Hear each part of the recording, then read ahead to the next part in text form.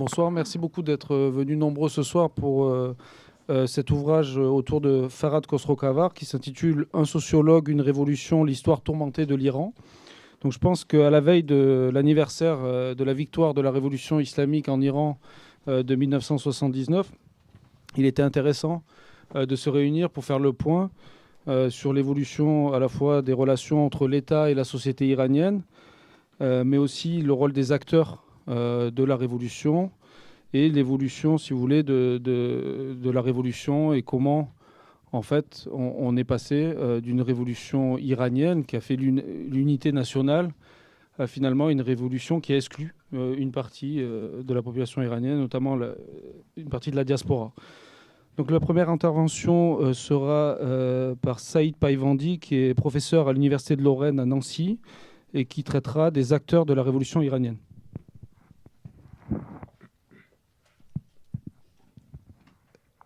Merci beaucoup. Je te remercie de nous avoir invités pour cette soirée autour du travail de Farhad Khosrow-Khavar. En réalité, j'ai découvert le travail de Farhad Khosrow-Khavar après avoir lu plusieurs ouvrages et travaux sociologiques sur la révolution iranienne. C'est-à-dire j'avais lu les travaux par les sociologues iraniens qui habitent aux États-Unis ou ailleurs, mais également les autres, les iranologues qui avaient travaillé sur cet événement. Et pour moi, c'était une découverte un peu inattendue parce que finalement, j'ai trouvé que le travail de Farhad, surtout à travers les 3 ouvrages sur la révolution iranienne, c'est-à-dire le premier qui s'appelle L'Utopie sacrifiée, le deuxième qui s'appelle L'anthropologie de la révolution iranienne et le troisième qui s'appelle L'islamisme et la mort, si je ne me trompe pas. Oui, c'est l'islamisme et la mort. Ces 3 ouvrages, finalement, nous donnent une autre version de la révolution, un regard un peu plus de l'intérieur sur ce phénomène.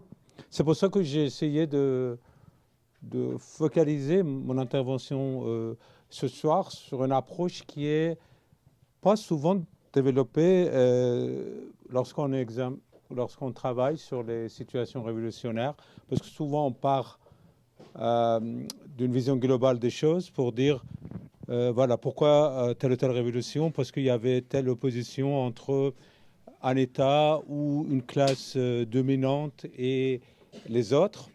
Et donc, à partir de cette analyse globale, on essaye de montrer en quoi, par exemple, telle ou telle révolution a eu lieu. Moi, quand je voyais par exemple, des ouvrages sur la révolution iranienne, je voyais que, par exemple, on opposait souvent la modernité et la tradition, par exemple.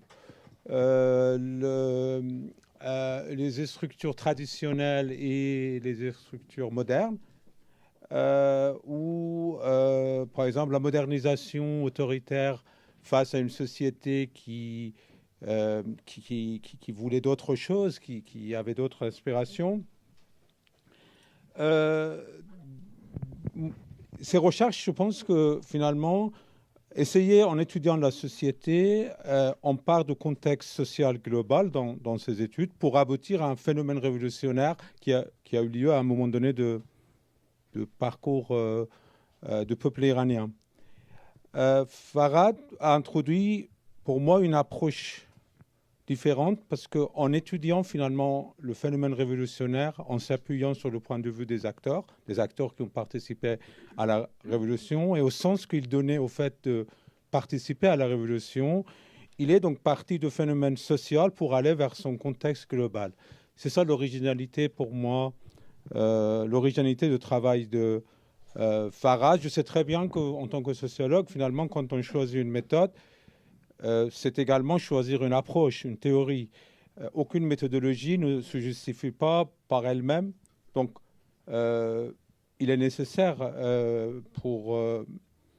afin d'en comprendre le choix et l'usage qu'un sociologue ou un chercheur fait d'une méthode, finalement de l'approcher à la théorie avec laquelle elle est compatible. Je pense que c'est pour ça que ce n'est pas uniquement une question de méthode, c'est une question de vision sociologique, vision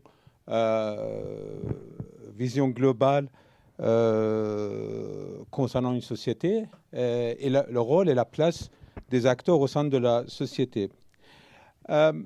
Si maintenant j'énumère quelques traits importants de la manière dont Farad a tenté de mettre les acteurs de la révolution, quand je dis les acteurs de la révolution, pas uniquement les gens qui étaient pour, mais également les gens qui étaient contre, les gens qui n'étaient pas favorables au nouveau régime ou à la révolution islamique.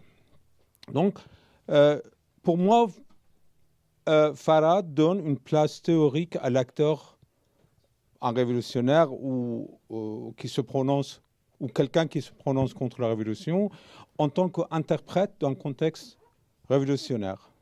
Après, il étudie l'acteur révolutionnaire ou contre-révolutionnaire en relation avec la réalité de ce contexte concernant la révolution dans lequel il vit concrètement. Donc, il s'agit de prendre en compte le point de vue de ces individus. Pour lui, ce sont des fabricants de la révolution à partir du sens qu'il attribue à cet événement, en réalité. Et c'est pour ça qu'il conteste, à mon avis, à juste titre, le fait que dans beaucoup de ces analyses dont j'ai parlé tout à l'heure au début sur la révolution iranienne, finalement, on pensait que le destin de la révolution a été joué. C'est-à-dire, finalement, puisqu'il y avait le clergé chiite, puisqu'il y avait, par exemple, les mouvements islamistes, finalement, son destin était déjà là.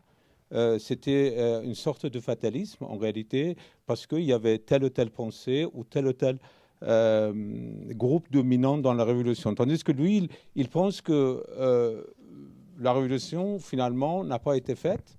La révolution, progressivement, ce sont des acteurs de cette révolution qui ont donné un sens à cette révolution, y compris à la place occupée par son guide. Et on pensait que le guide était déjà là, mais le guide n'était pas là en réalité. Le guide a été fabriqué par les acteurs de la révolution. Le travail qu'il a fait parmi les enquêtes réalisées par Farad dans ces 3 livres, quand on les voit dans les 3 livres, normalement, c'est le travail sur les jeunes volontaires qui partaient à la guerre, pendant la guerre entre l'Iran et l'Irak. Donc, quand on regarde le travail sur ces volontaires ou les autres jeunes qui étaient impliqués ou engagés dans la révolution, pour lui, un jeune de 18 ans, de 20 ans, de 25 ans, ce n'est pas uniquement l'enfant des parents qui occupe une certaine position dans la société. Quand on voit dans un travail, dans beaucoup de travaux sur les mouvements révolutionnaires ou sur les mouvements sociaux, lui-même, en tant qu'individu, occupe une position qui se construit au cours de son histoire singulière en rapport avec celle de ses parents, mais aussi influencée par ses relations avec les autres et son environnement. Et pour comprendre donc la signification de son engagement, pourquoi il est là, qu'est-ce qu'il fait exactement, le sens de cet engagement, il faut prendre en compte sa singularité et sa subjectivité, ce qu'il a fait dans ses enquêtes. Donc, Farad Khosrow-Raval s'intéresse au premier lieu au point de vue de l'acteur et à sa subjectivité, c'est-à-dire le sens donné aux pratiques et aux faits. Le sens ne préexiste pas à l'événement. En réalité, on voit bien que l'auteur ne se contente pas à la définition savante de telle ou telle, par exemple, notion investie par la Révolution, comme la liberté, la justice, ou n'importe quelle autre notion, mais il tente d'examiner comment les gens comprennent ces notions, en réalité. Il montre très bien que, par exemple, beaucoup de gens crient la liberté, vivent la liberté, par exemple, mais cette liberté, peut-être, n'est pas celle qu'on comprend ici. Cette revendication, parfois, ou cette liberté, elle est répressive. c'est intéressant quand il utilise le terme, il dit une liberté répressive, c'est-à-dire ce qu'il demande en réalité, c'est pas la liberté telle qu'on comprend ici, c'est-à-dire la liberté de d'expression ou la liberté de conscience ou tout ce qu'on comprend ici à partir d'un point de vue occidental et à travers l'expérience des pays du Nord. Mais cette liberté, elle est particulière parce que, par exemple, pour tel ou tel, la liberté consiste à permettre aux lois de l'islam d'appliquer les lois, par exemple, religieuses. Par exemple. Donc pour lui, finalement, c'est le sens de la liberté. C'est pour ça que parfois, on est étonné à partir de notre regard depuis ici, quand on voit dans les pays de la région, les gens viennent dans la rue pour revendiquer, par exemple, telle ou telle chose. Mais en réalité, après, on est étonné par la tournure ou les changements et on est parfois face à l'incompréhension par rapport à la manière dont les gens se comportent. Ce qui est, à mon avis, essentiel, parce qu'on a très peu d'enquêtes sociologiques réalisées pendant une révolution, à chaud. Parce que souvent, on a analysé les révolutions a posteriori, avec une approche historique, une approche de l'histoire contemporaine, avec laquelle donc on essaye à partir des repères et des cadres que nous connaissons, analyser une révolution, souvent avec des entrées qui sont très connues, les classes sociales, la relation entre l'État et la société civile ou d'autres repères. Mais je pense que ce qui est très important dans le travail de Farad, c'est justement la place qu'il donne aux acteurs pour dire mais pourquoi une révolution évolue de telle ou telle manière et en quoi finalement la révolution a connu ce destin où tel ou tel individu a trouvé telle ou telle place lors de la révolution. C'est pour ça que finalement il a essayé d'accéder de l'intérieur à leur monde particulier et voir le monde à partir de leur point de vue en réalité.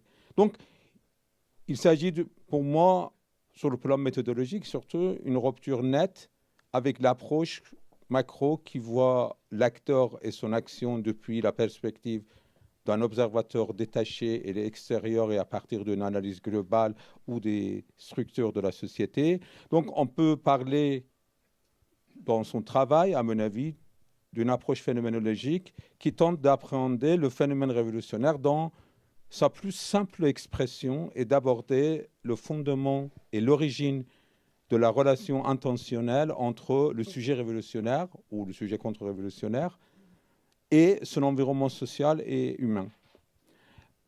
L'acteur devient, par la description qu'il fait de la révolution et du contexte révolutionnel dans le cas iranien, ou à travers la description des événements majeurs, un ethnographe réflexif du monde dans lequel il vit.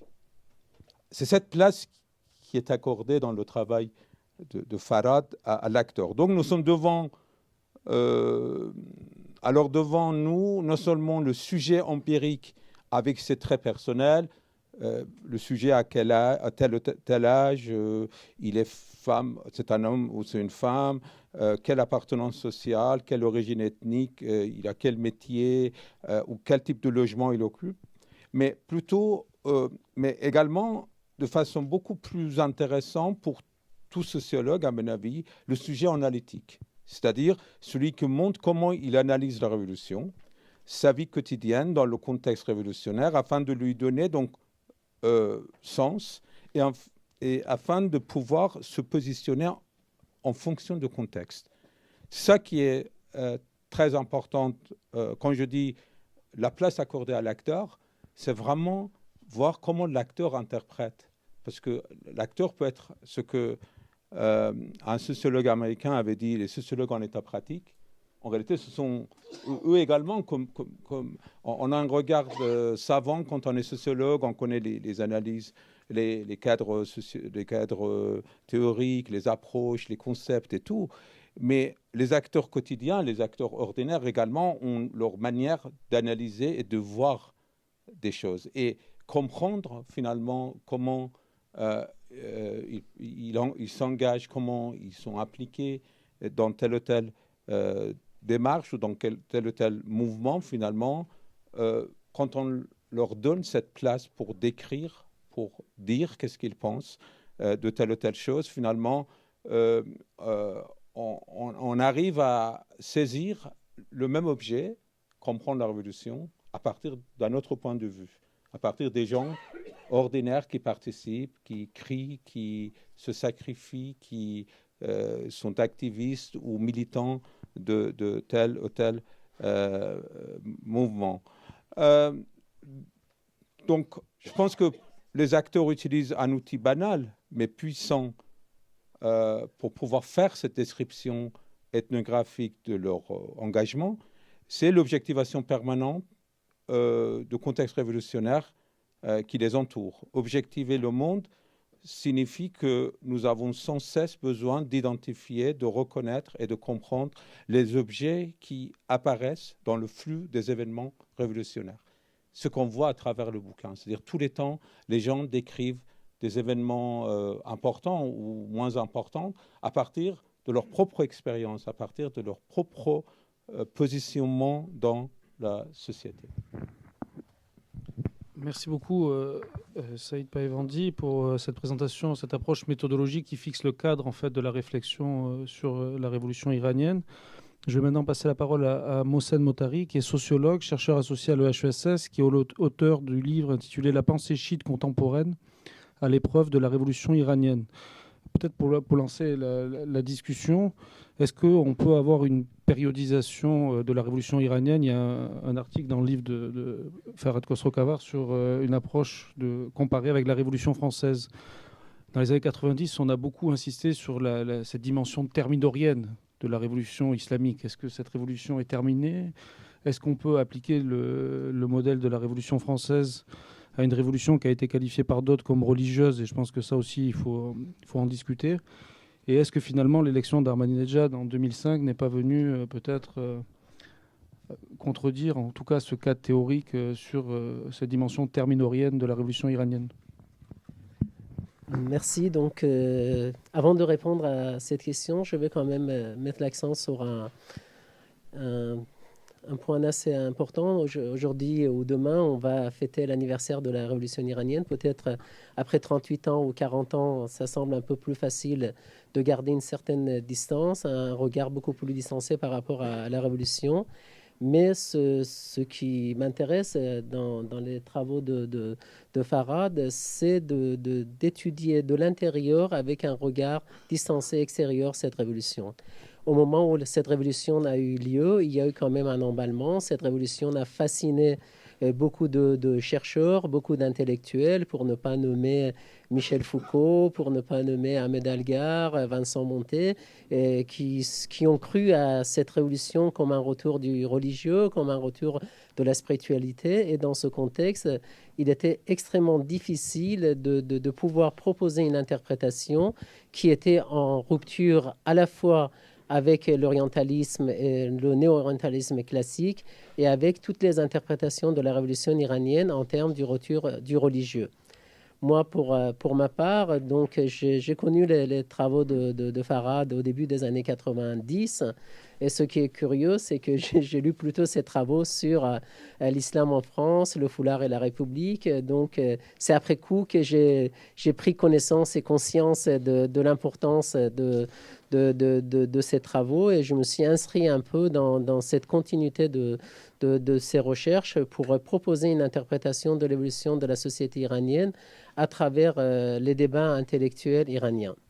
Maintenant, pour revenir sur cette question, c'est que de toute façon, cette périodisation, comme toute périodisation, a une part arbitraire, mais ce qui est important, c'est de voir comment l'Iran est traversé par des changements profonds à la fois dans les structures sociales, mais plus particulièrement dans les structures mentales de la société iranienne.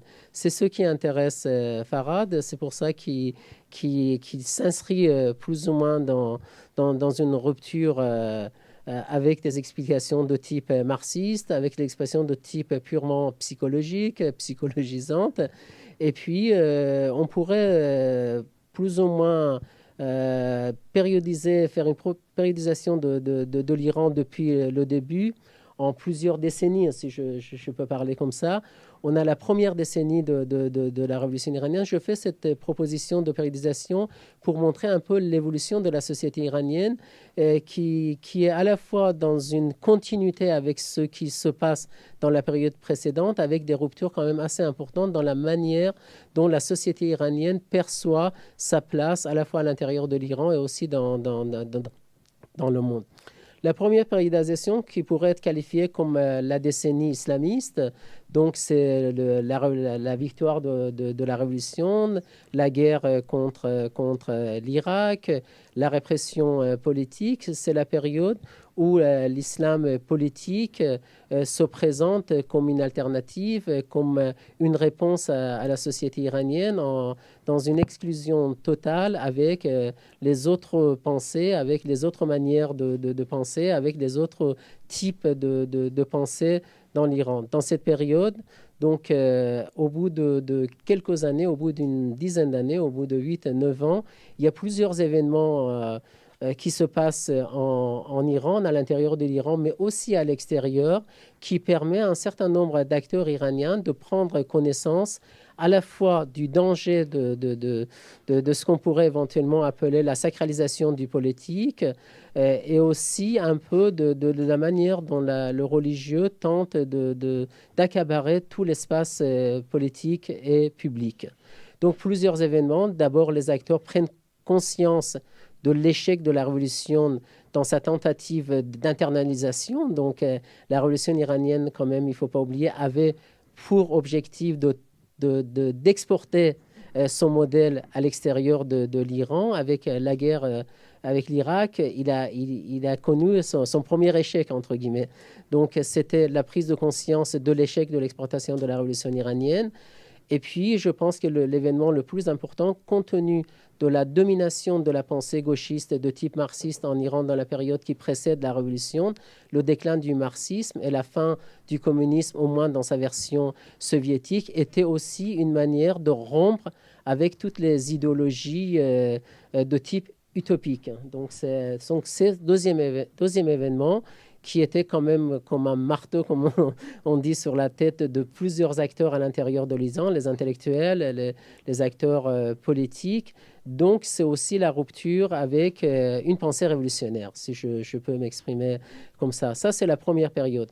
La deuxième période, la deuxième décennie, c'est plutôt une décennie que Farhad qualifie de pragmatique. Donc, on n'est pas encore dans des pensées très profondes qui proposeraient une théorie de changement de la société. C'est l'arrivée de Rafsanjani avec sa thèse de développement économique, qu'il faut rompre avec la phraséologie révolutionnaire, tout en gardant quand même un regard sur la religion, sur l'islam. Mais en fin de compte, on va rester très pratique, pragmatique, pratico-pragmatique. Et Rafsanjani, quand même, est le symbole d'une certaine rupture avec l'idéologie islamiste, même s'il s'inscrit dans l'héritage de Khomeini. Ce qui est intéressant, au moins pour ma part, dans les recherches que j'ai menées en grande partie sous la direction de Farhad Khosrokhavar, c'est la troisième décennie, même si les germes se trouvent dans le deuxième. C'est la troisième, c'est la période réformiste. C'est la période réformiste parce que c'est la période qui coïncide avec la victoire de Khatami et avec vraiment l'émergence massive de ce que Farhad Khosrokhavar appelle les intellectuels post-islamistes. Qu'est-ce que c'est les intellectuels post-islamistes? Ce sont des intellectuels qui s'inspirent de l'islam, de la religion musulmane, tout en rompant avec l'idéologie islamiste, avec la politisation de la religion et avec une interprétation de la société en termes religieux. Donc, la tête pensante de cette catégorie d'intellectuels post-islamistes, à l'époque, maintenant, il y en a de plus en plus en Iran, c'est Abdolkarim Soroush, Mojtahid Shabestari, Mohsen Kadival, un certain nombre d'intellectuels.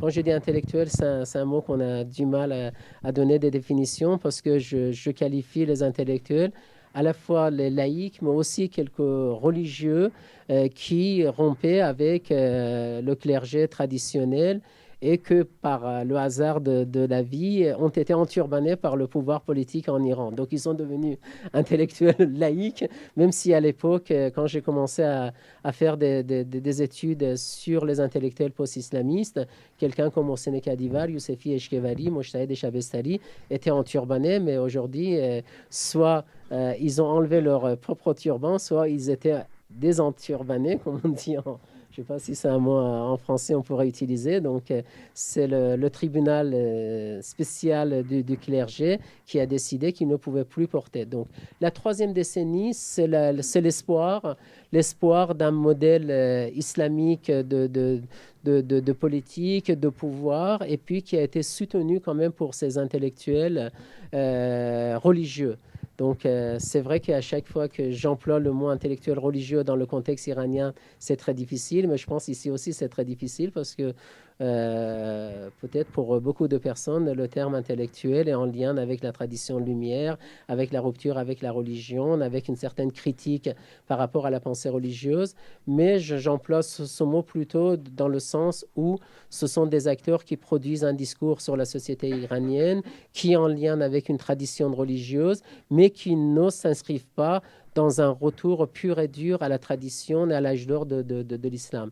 C'est-à-dire, il propose une certaine synthèse entre la tradition et la modernité, et ce qu'il propose plutôt, c'est une sorte de modernisation de la pensée religieuse. Parce que ce ne sont pas des intellectuels qui essayent d'islamiser les concepts européens, les concepts occidentaux, mais plutôt faire un retour critique sur la pensée religieuse pour que la pensée religieuse puisse s'adapter aux exigences du monde moderne. Je pense que c'est important parce qu'il y a toujours une confusion dans la plupart des travaux qui sont faits sur l'Iran, et on pense que ces intellectuels veulent islamiser, les droits de l'homme, la démocratie et tout ça. Ce n'est pas du tout le cas, et les travaux de ces intellectuels montrent très bien de quelle manière ils proposent ces nouvelles sorties de l'impasse dans laquelle la religion se trouve.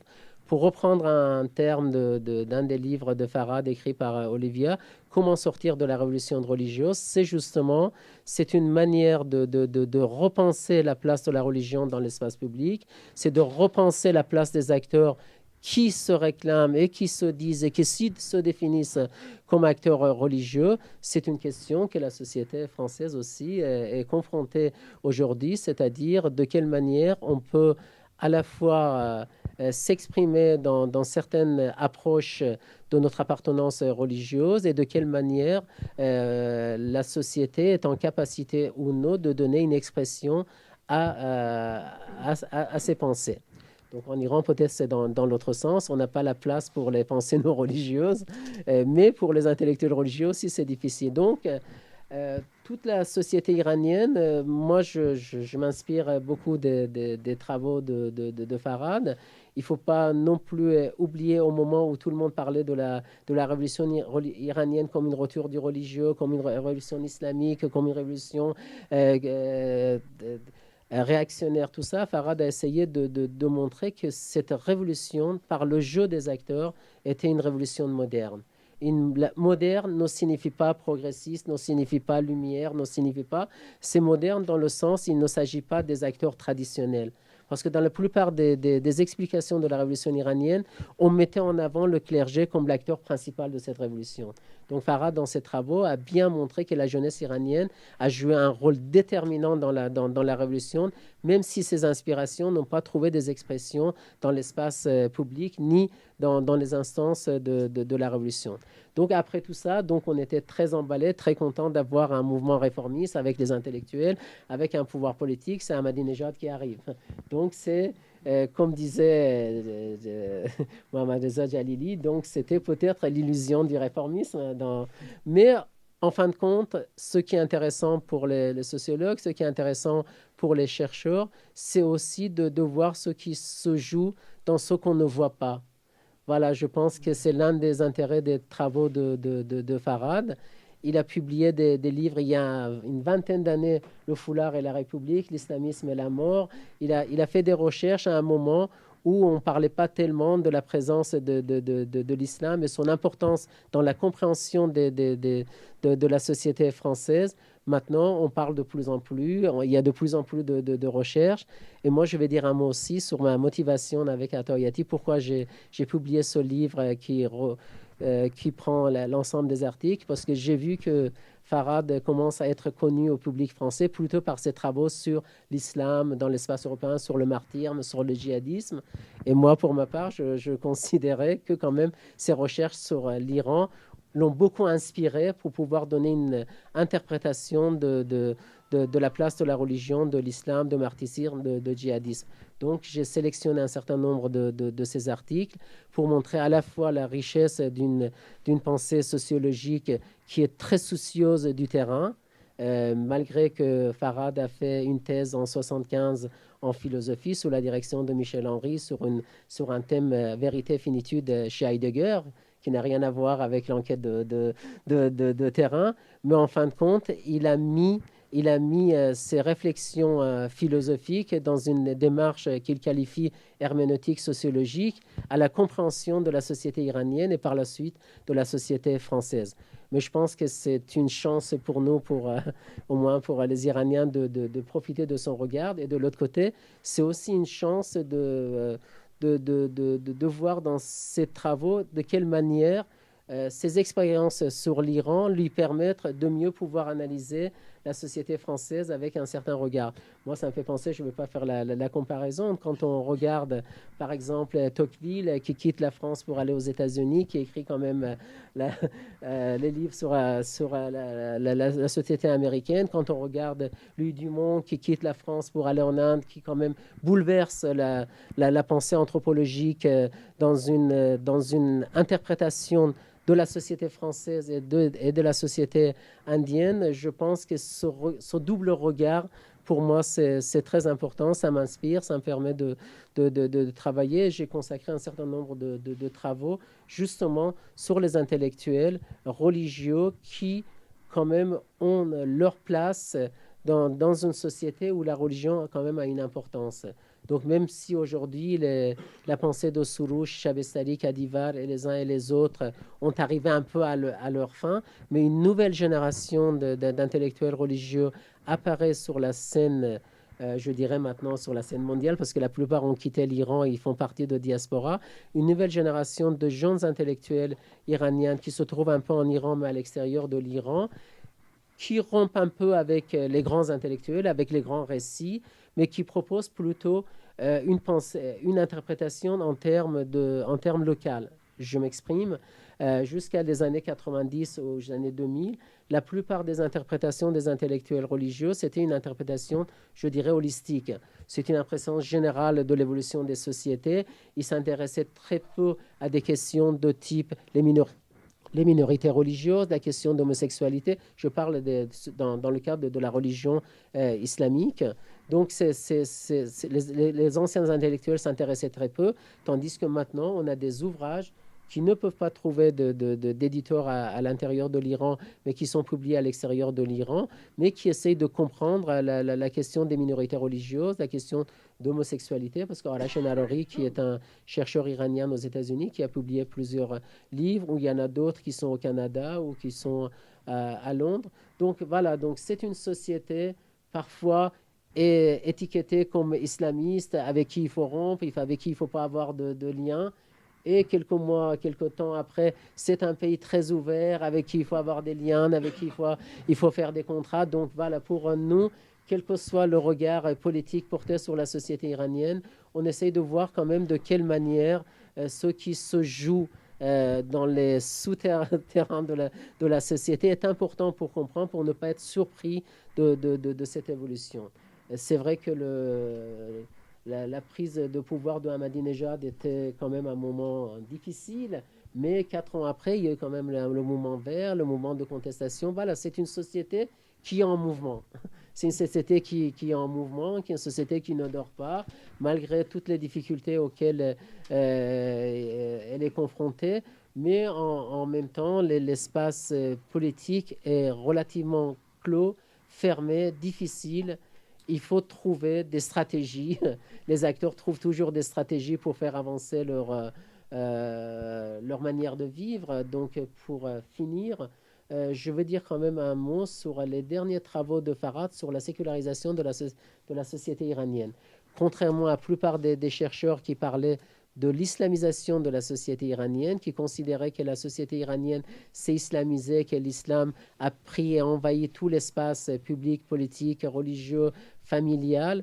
Donc, dans son livre écrit avec Amir Nikbey, 20 ans dans les pays des ayatollahs, Farhad montre très bien comment la sécularisation a touché plusieurs secteurs de la société iranienne. La sécularisation ne signifie pas la rupture totale avec la religion, ne signifie pas l'abandon de la religion, mais c'est un nouveau type de rapport avec la religion. Donc, je pense que c'est important de dire et de voir que appliquer le modèle français à la compréhension de la société iranienne trouverait quand même ses limites. Ce que Farhad a essayé de montrer, non seulement hier ou avant-hier, mais il y a 25 ans. Mais j'ai vu tout à l'heure son livre « L'islam des jeunes ». Il y a quand même quelques pages assez significatives où il fait une critique de la laïcité à la française et il essaye de montrer comment nous sommes obligés d'abandonner ce qu'il appelle la laïcité de combat pour arriver à une laïcité de compromis. Donc, on ne peut pas être dans une guerre de religion, on ne peut pas être dans une guerre contre les religions. Voilà, moi, c'est comme ça que je comprends un peu ces travaux. Et je pense que ces livres, même ceux qui sont écrits sur l'Iran, nous permettent de comprendre même la France. Mais comme ces travaux sur la France nous permettent de comprendre un peu l'Iran. Donc, voilà, c'est ce double regard. C'est sa manière de comprendre et de voir le phénomène du martyrisme. Depuis quelques années qu'on parle, tandis que ces travaux, ça date de 25 ans. Voilà, on n'en parlait pas. À l'époque, on n'en parlait pas. Son livre, L'islamisme et la mort, le martyr révolutionnaire en Iran, voilà, c'est une façon de voir le rapport à la mort dans une société marquée par une révolution, marquée par une guerre, et que ce n'est pas le dolorisme tel qu'on voit dans les livres sur l'islam originel. Voilà, donc j'espère que je n'ai pas dépassé mon temps, mais s'il y a d'autres choses. J'ai pas eu le temps aussi de parler de retour du réformisme parce qu'avec voilà, c'est pour ça que il est extrêmement difficile de dire ça y est, le réformisme a disparu, ou de dire ça y est, le réformisme est mort, ou dans l'autre sens de dire quand Ahmadinejad est parti, ça y est, il y aura plus de danger, je dirais, d'une façon de faire la politique. Non, c'est des jeux d'acteurs, mais dans une société un peu fermée, pour ne pas dire trop, j'en sais rien. Je n'ai pas fait des recherches de terrain, mais ce qui est important, c'est que c'est une société qui vit à travers ces acteurs, et ces acteurs essayent de trouver un espace d'expression, mais quand ils trouvent, ils expriment. Mais après, ils trouvent aussi des limites dans cette politique qui est menée quand même avec une vision restrictive de la liberté publique et politique. Voilà. Donc, Merci beaucoup, Mohsen, pour cet exposé, notamment sur ce changement de regard en Occident sur l'Iran. Je pense que ça, c'est vraiment un point important et qui explique beaucoup les débats. Aussi, ma question sur le Thermidor, parce que quand on travaille sur l'Iran depuis plusieurs années, on est quand même assez surpris en ce moment. On se demande si c'est l'Iran qui a changé ou est-ce que c'est le regard de l'Occident sur l'Iran qui a changé. Et je partage aussi ton point de vue et je pense que c'est vraiment le regard de l'Occident qui a changé. Et il y a cette idée, peut-être pour faire la transition avec l'intervention de Farhad Khosrow-Khavar sur le divorce à l'iranienne entre la société et l'État. Est-ce qu'on n'a pas peut-être crié trop tôt à la fin de la révolution islamique? Et cette idée aujourd'hui, avec l'émergence de Daesh, de dire que finalement la révolution islamique est en moindre mal face à l'émergence d'un nouveau groupe qui nous fait plus peur. Et peut-être avons-nous changé de regard, mais est-ce que l'Iran a changé? Merci. Il est extrêmement difficile, si vous voulez, de concentrer mes propos sur un aspect ou un autre. Disons que la révolution iranienne, comme toutes les révolutions, est un Janus bifrons. C'est-à-dire qu'il y a une dimension destructrice, une dimension liée à la violence, quelquefois une violence aveugle, plusieurs milliers de personnes tuées, une guerre qui fait quand même plus de 400 000 morts des deux côtés, une période de destruction, d'instabilité, de théocratie. Il y a une dimension, si vous voulez, liée à la violence et que maintenant on n'accepte plus aussi facilement que par le passé. Il y a aussi une dimension constructrice parce qu'en dépit d'un pouvoir théocratique, on voit bien que les fondements d'une société civile sont jetés, que le pouvoir aimerait bien s'en débarrasser, qu'il ne parvient pas à le faire, qu'il y a un processus, si vous voulez, de va-et-vient. Je prends par exemple un exemple banal, à savoir le foulard. Bon, on sait bien qu'en France, il y a un autre modèle, un autre problème lié au foulard sur lequel j'ai essayé de travailler avec des chercheurs comme Françoise Gaspard, par exemple. Le foulard en Iran, le pouvoir aurait aimé l'imposer à la totalité de la société civile. Eh bien, elle ne parvient pas. Il y a toujours une bonne partie des jeunes qui refusent dans les villes. Il y a aussi une partie des filles et des femmes qui veulent porter le foulard. Mais une partie qui ne voudrait pas accepter, si vous voulez, cet accoutrement imposé d'en haut. Et par conséquent, ce jeu-là continue depuis 30 ans.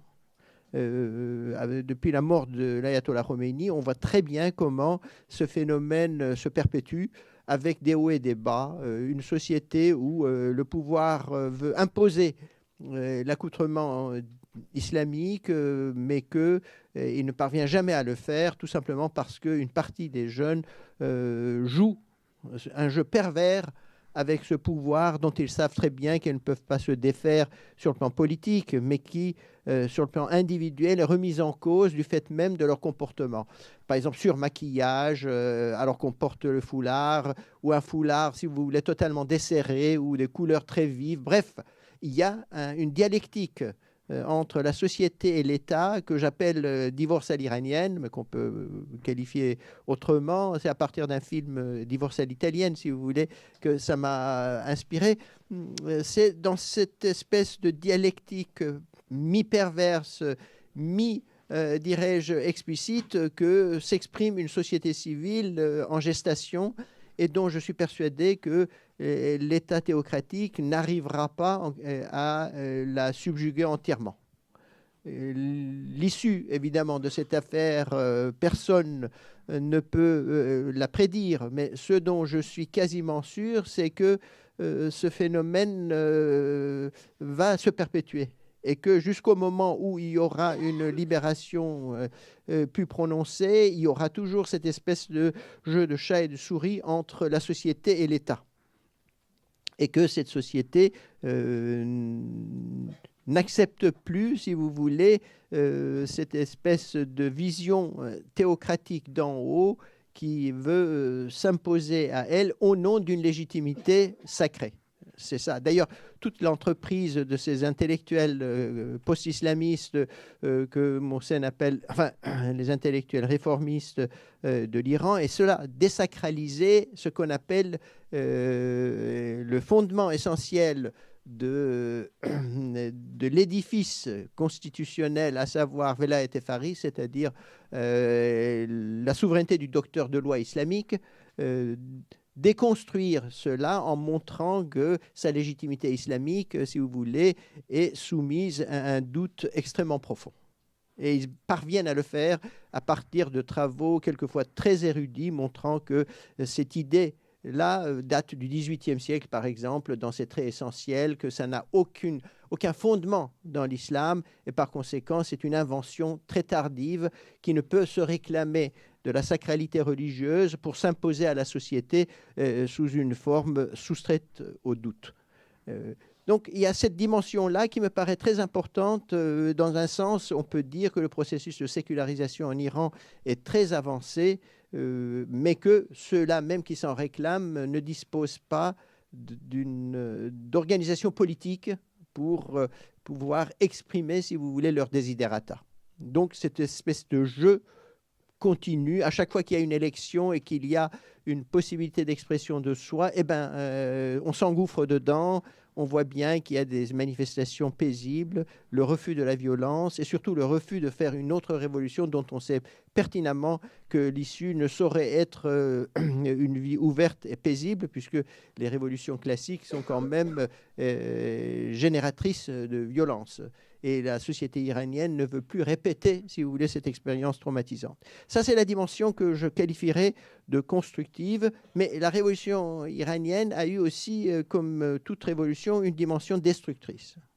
Cette dimension destructrice est en un sens fondamental parce que c'est à l'origine de l'invention de ce que l'on pourrait appeler, ce que j'ai essayé d'appeler dans un livre écrit il y a 20 ans et qui, au moment même de sa parution, n'a pas eu d'écho, tout simplement parce qu'on pensait qu'il y avait une exagération en son sein et qui maintenant, en un sens, trouve une certaine actualité, à savoir, c'est l'invention de la mort violente comme un phénomène que j'appelle lié à une religiosité mortifère. Dans les 10 premières années de la révolution iranienne, on assiste à l'apparition d'une figure centrale qui se réclame de la tradition, mais qui, dans son contenu anthropologique, s'en distingue, qui est ce que j'appelle, moi, la figure du martyropathe, c'est-à-dire celui qui aspire à la mort sacrée, qui veut mourir et qui, dans ce mouvement même, veut mettre à mort les autres. Ça, dans l'actualité de ce qui se passe en Europe actuellement, avec Daesh, avec, disons, l'aisance par laquelle on voit bien des jeunes, quelquefois des Français, des Allemands, des Anglais, qui se convertissent rapidement et qui acceptent de mourir de gaieté de corps, on voit bien cette continuité, en quelque sorte, avec la révolution iranienne. Je crois que la révolution iranienne, dans son aspect positif, a été à l'origine de l'invention de ce qu'on pourrait appeler une société civile au nom même d'un islam dont la sortie serait incluse, en quelque sorte, dans l'interprétation de cette religiosité, un peu à la Marcel Gauchet. Mais de l'autre côté, dans sa dimension destructrice, c'est aussi l'invention de ce qu'on pourrait appeler la mort massive. Chez les martyropathes, je l'ai analysé dans un livre que nos amis ont cité, à savoir L'islamisme et la mort. C'est un très gros livre, si vous voulez, que personne ne voulait publier. Heureusement que l'Harmattan l'a fait dans le temps, et je leur en suis reconnaissant sur ce plan. C'est cette invention de la mort comme étant, si vous voulez, la focalisation de ce qu'on pourrait appeler une subjectivation dont l'issue est en quelque sorte destructrice. Destructrice, je veux dire, de soi et de l'autre. Dans cette espèce de dialectique mortifère se joue, si vous voulez, un jeu où l'issue n'est pas du tout de construire un monde, mais d'en détruire en quelque sorte, non pas seulement les vestiges, mais la totalité. Il y a une mort totalisante. Évidemment, dans la Révolution française, on l'a eu. Dans toutes les révolutions, on a eu cette période. Mais cette façon de centraliser, de se focaliser, de se concentrer sur la mort comme étant le moment essentiel d'une vocation révolutionnaire, à mon avis, c'est une invention de la révolution iranienne dans sa phase destructrice. Et c'est ce que j'ai appelé la martyropathie, à savoir la volonté d'en découdre, non pas avec telle ou telle vie, mais avec la vie. Et cette minorité de jeunes qui acceptaient de jouer ce jeu-là et dont les testaments sont quand même déchirants quand on les lit, j'en retrouve beaucoup d'éléments, si vous voulez, dans la manière dont se conjugue la létalité, la religiosité mortifère des jeunes se réclamant de Daesh. Vraiment, les travaux que j'ai essayé de faire, par exemple, Radicalisation, c'est un ouvrage qui a été publié juste avant Charlie Hebdo. Ensuite, un livre qui s'appelle Le djihadisme, et puis un très gros livre qui va paraître dans les mois à venir sur l'islam et la prison en France. Moi, je trouve qu'il y a une continuité, une inventivité, en un sens destructrice, dans la focalisation sur cette mort qui se substitue en quelque sorte aux idéaux qu'on pourrait qualifier d'immanentistes, qu'on pourrait qualifier de politiques. C'est en un sens infrapolitique et suprapolitique. Infrapolitique dans la mesure où ça descend en deçà du politique, et suprapolitique dans la mesure où il ne veut pas s'appesantir sur la construction d'une problématique où les revendications sociales pourraient s'exprimer dans un idiome communicable aux autres. C'est dans cette espèce d'espace pervers, si vous voulez, d'une modernité à moitié assumée, à moitié rejetée, que se construit la dialectique de la létalité révolutionnaire. Et ça, je le retrouve sous une forme exacerbée, en quelque sorte, dans la manière dont, par exemple, des jeunes Européens en Syrie tuent d'autres personnes, se font tuer aussi aisément, acceptent leur vocation comme étant celle d'asséner la mort ou de recevoir la mort. Et ça, moi, je trouve que à l'origine de cette invention, qui, encore une fois, dans sa massivité, n'a jamais existé sous cette forme-là, eh ben, c'est une certaine période de la révolution iranienne qui a duré quelques années, juste pendant la guerre avec l'Irak, où on voit bien qu'une partie de cette jeunesse de désespoir, par la volonté d'en découdre avec le monde, accepte de mourir et veut asséner la mort. Je veux dire, cette espèce de mort violente, quasiment aveugle, que l'on assène ou que l'on reçoit dans une sorte de réciprocité troublante, eh ben c'est ça, dirais-je, aussi la face d'ombre de la révolution iranienne qu'on trouve actuellement sous une forme différente chez des jeunes dont une bonne partie convertis, d'ailleurs convertis en quelques semaines, au plus tard quelques mois, et dont l'essentiel de la visée est, si vous voulez, moins le religieux que le caractère mortifère du religieux. C'est-à-dire la légitimation d'une violence sacrée qui se réclame du religieux pour se donner en quelque sorte une forme de justification ultime. C'est ça.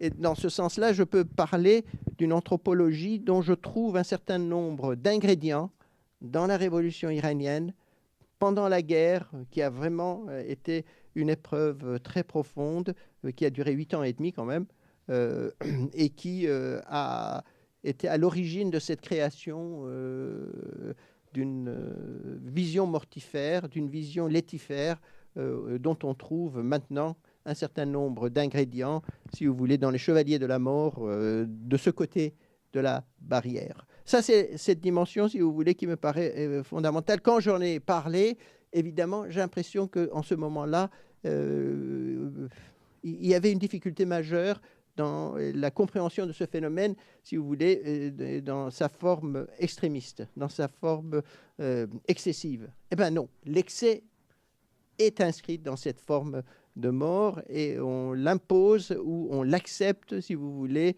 dans cette espèce de symétrie où le fait de tuer ou de se faire tuer relève en quelque sorte d'une logique où les catégories anthropologiques et les catégories liées à ce qu'on pourrait appeler une pathétique sociale sont remises en cause. Il y avait...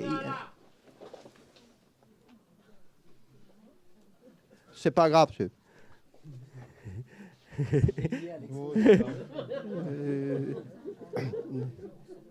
Donc c'est...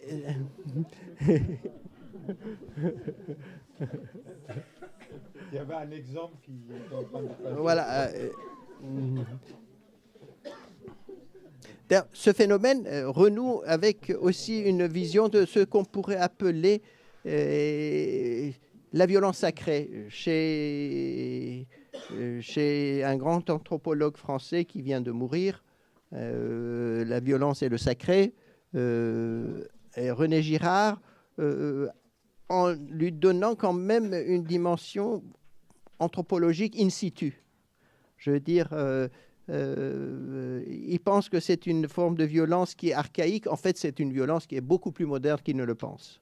C'est une violence qui se reproduit constamment dans les sociétés et où on a besoin d'inverser d'ailleurs ce vecteur. Parce que pour Girard, si vous voulez, les autres projettent sur l'individu une sorte de culpabilité qui en fait ce qu'il appelle un peu selon le modèle grec le pharmakos, c'est-à-dire celui qui porte tous les torts et donc on met à mort en quelque sorte pour sauver la société. Eh bien, c'est l'inverse. Je veux dire, moi, je crois que dans le pharmakos moderne, c'est précisément cet individu qui essaie de tuer ou de se faire tuer pour montrer en quoi lui et le groupe dont il se réclame, qui relève d'un imaginaire, dirais-je, tout à fait moderne en un sens, mais en même temps pervers, eh bien, comment lui, il a raison contre la totalité sociale.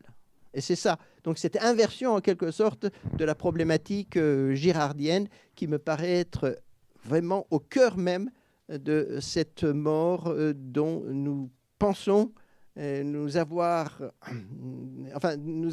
être affranchis depuis le XVIIIe siècle avec les Lumières, qui revient, qu'on le veuille ou non, sous des formes totalement inattendues et qui nous prennent de court. Je veux dire, ô combien de fois, par exemple, dans mes travaux maintenant sur des familles dont les enfants sont partis en Syrie, on me dit « mais je ne comprends pas. Pourquoi? Qu'est-ce qui s'est passé? Je ne vois pas comment les choses se sont déroulées. » Donc un désarroi très profond. Ce désarroi se retrouvait aussi dans la société iranienne sous une autre forme, si vous voulez, avec l'invention de cette mort dont la plupart des jeunes ne comprenaient pas comment elle pourrait se produire, comment ceux-là même qui en étaient le porteur pouvaient se réclamer de gaieté de cœur dans cette forme de réciprocité troublante, être mis à mort ou donner la mort, si vous voulez. Et c'est ça, cette symétrie troublante, si vous voulez, qui est au cœur même de l'invention de cet acteur mortifère dont on trouve l'exemple actuellement, à mon avis, dans Daesh et dans d'autres formes de religiosité excessive. Merci de votre attention.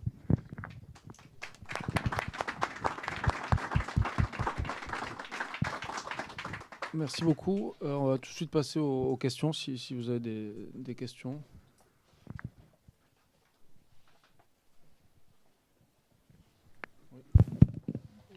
Merci pour ces exposés extrêmement stimulants. Donc j'ai beaucoup de questions qui me viennent à l'esprit. Je vais me restreindre au moins à une question adressée à M. Khosrow-Kobar. Il a parlé de ce jeu pervers du chat et de la souris entre la société et l'État. À plusieurs reprises, vous avez... mais est-ce qu'on peut parler aussi d'un jeu entre la société et la société, entre deux parties de la société? Parce qu'après tout, l'État, malgré tout, repose aussi sur des forces sociales. Il n'est pas hors sol complètement, même en Iran, bien évidemment, parce qu'il y a quand même un jeu démocratique, etc. Donc, voilà, est-ce que vous pourriez nous parler de du fait que ce n'est pas toute la société contre l'État, c'est aussi une société contre une société. Et voilà, qu'en est-il? Je pense aussi, bien évidemment, à la société turque, qui, à certains égards, est très ressemblante de ce point de vue-là, où on voit bien qu'il y a deux sociétés qui ne peuvent pas vivre ensemble, qui ont un mal fou à vivre ensemble, parce que reposant sur des présupposés complètement opposés, en fait. Merci. En fait, il y a une différence majeure entre la société iranienne et les sociétés rentières de pétrole et les sociétés d'une autre nature. Si vous voulez, ce sont des sociétés qui, jusqu'à présent, depuis au moins une cinquantaine d'années, ont leurs ressources qui viennent mythiquement d'un sous-sol sur lequel ils n'ont aucune emprise et qui ne leur pose aucun problème lié au travail. Si vous voulez, dans les sociétés dites normales, enfin normales, je veux dire non rentières, il y a un rapport entre le travail social et ce qu'on pourrait appeler le mode de vie de la société. Il faut qu'il y ait une production, il faut qu'il y ait un investissement, il faut qu'il y ait une relation en quelque sorte qui, qu'on le veuille ou non, à la fin doit tenir compte du réel. Les sociétés pétrolières sont des sociétés où la rente tombe du ciel. Enfin, c'est du sous-sol, mais en fait, ça tombe du ciel.